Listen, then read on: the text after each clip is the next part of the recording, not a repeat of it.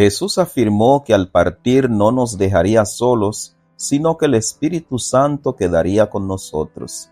Según las palabras del Maestro, el Espíritu estaría activo en la vida de cada creyente, lo que nos hace pensar que también actuaría en la Iglesia como el cuerpo del que cada creyente es miembro.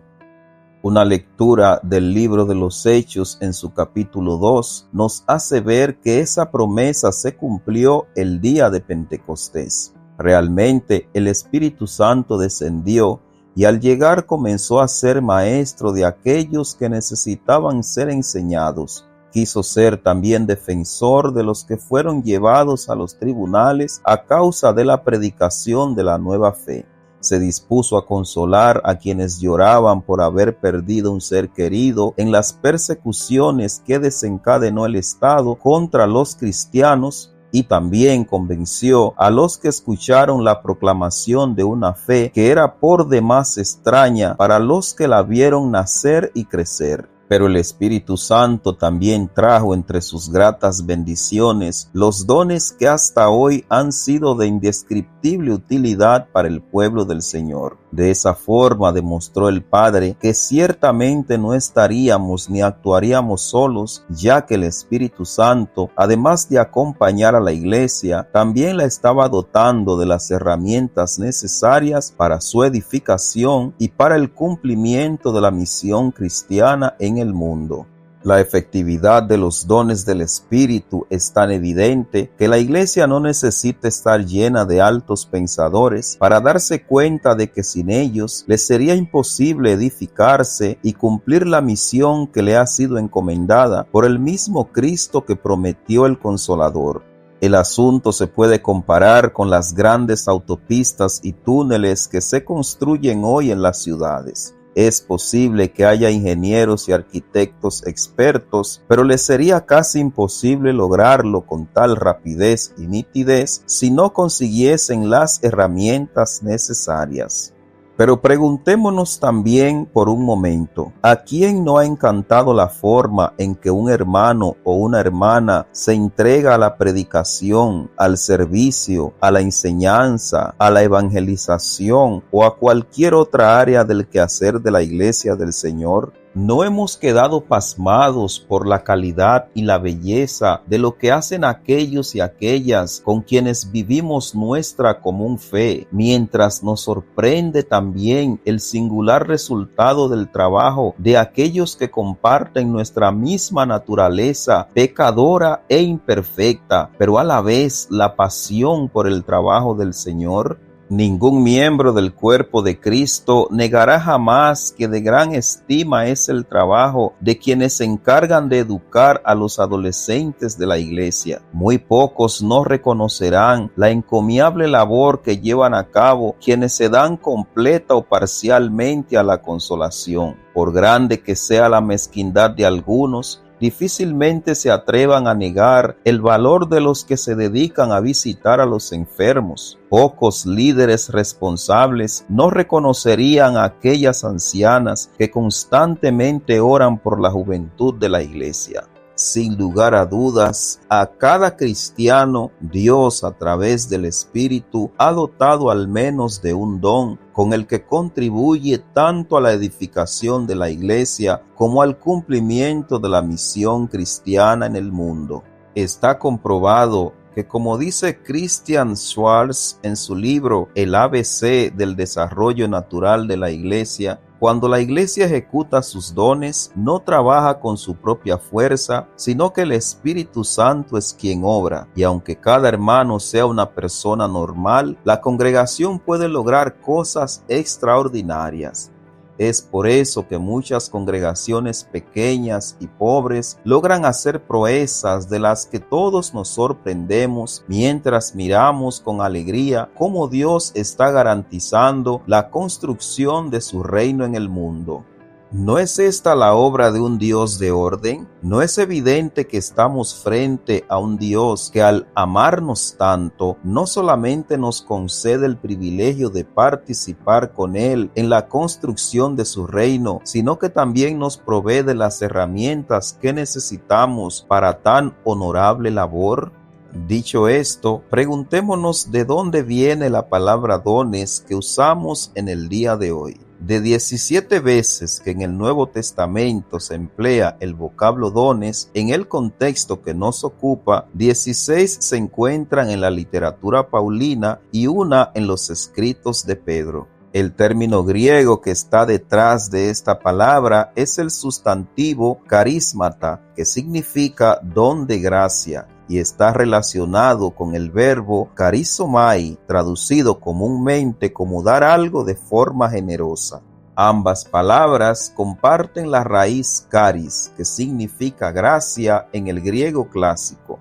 En español usamos la palabra carisma para referirnos a la gracia que posee alguien para hacer algo que nos deja satisfechos y encantados. Este modo de definir este vocablo es muy limitado porque la Real Academia de la Lengua Española está evidentemente segura de que se trata de la misma palabra de la que se desprende el término don en el sentido que lo estamos usando. La segunda edición del Diccionario de la Lengua Española propone dos definiciones interesantes para la palabra carisma. Primero, especial capacidad de alguna persona para atraer o fascinar. Y segundo, don gratuito que Dios concede a algunas personas en beneficio de la comunidad. Evidentemente, el término carisma que hoy usamos en castellano está relacionado con la palabra carísmata, que ha sido traducida como don y que Pablo usa en reiteradas ocasiones en el sentido que hemos dicho ya en este material. Ocupémonos ahora de ver algunas definiciones que han propuesto algunos autores para la palabra don y veamos también una definición que proponemos nosotros.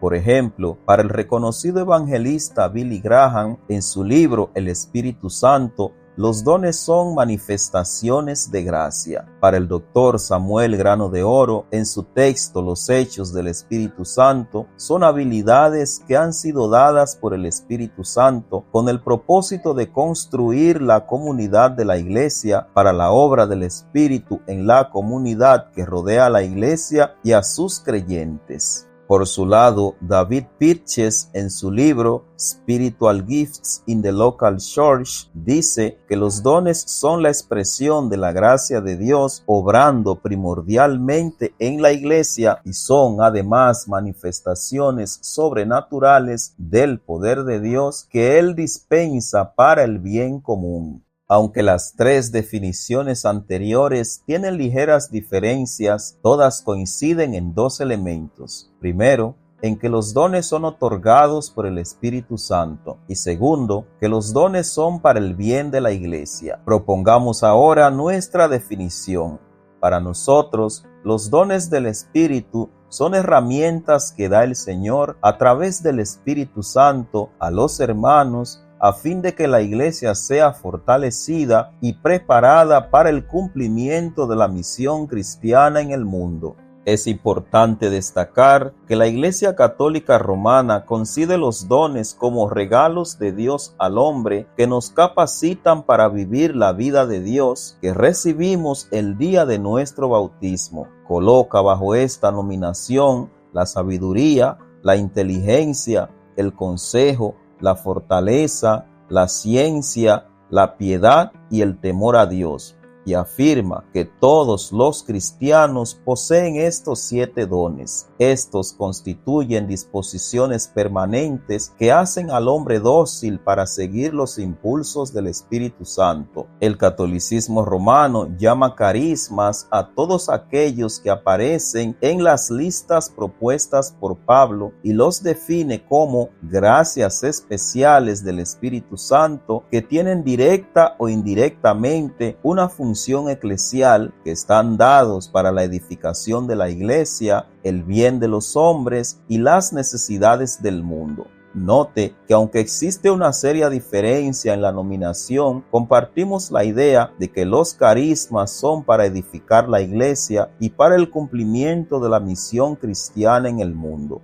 Ahora bien, otro asunto importante que se debe examinar es la relación que hay entre dones y ministerios. En los últimos tiempos, los términos ministerio, ministro y ministrar se han ido tergiversando. Existe una gran confusión acerca de lo que realmente es un ministerio, por tanto, quienes dicen poseerlo se consideran funcionarios del Evangelio y exigen para sí privilegios cuyos precios casi siempre deben pagar sus seguidores.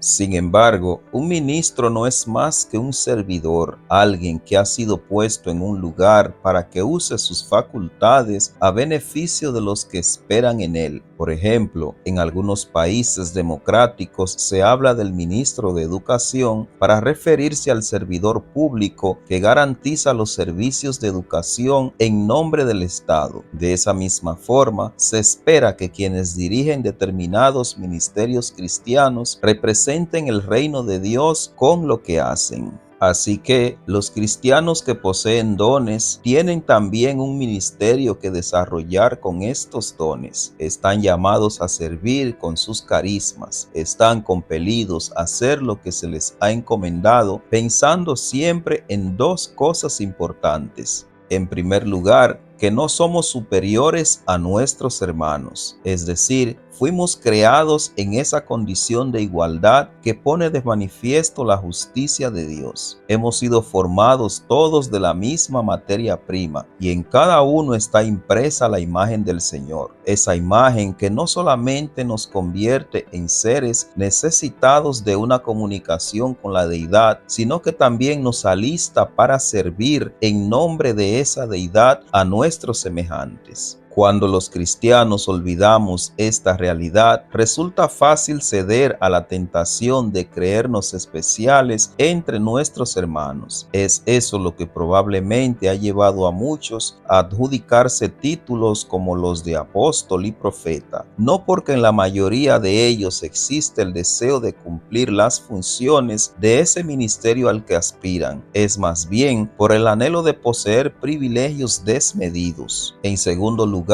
eso significa que los ministerios, así como los dones, son del Señor y no nuestros. Ha sido Dios quien nos ha hecho mayordomo suyo. Este detalle es importante si pensamos en las verdades que implica esta realidad. Es decir, primero, que Dios es el dueño de todo. Segundo, que el Señor por su gracia nos ha convertido en administradores de lo que le pertenece. Tercero, que Dios pedirá cuenta de lo que nos ha entregado. Y cuarto, que Dios puede redistribuir las responsabilidades que nos ha dado cada vez que quiera hacerlo. Muchas veces olvidamos esto y nos creemos verdaderos dueños. Y esa es la razón por la que al día de hoy vemos a muchos llamados ministros que dicen poseer dones entregados por el Señor, pero estos son usados más para el irrespeto al Señor y a su ministerio que para el bien de la obra de Dios.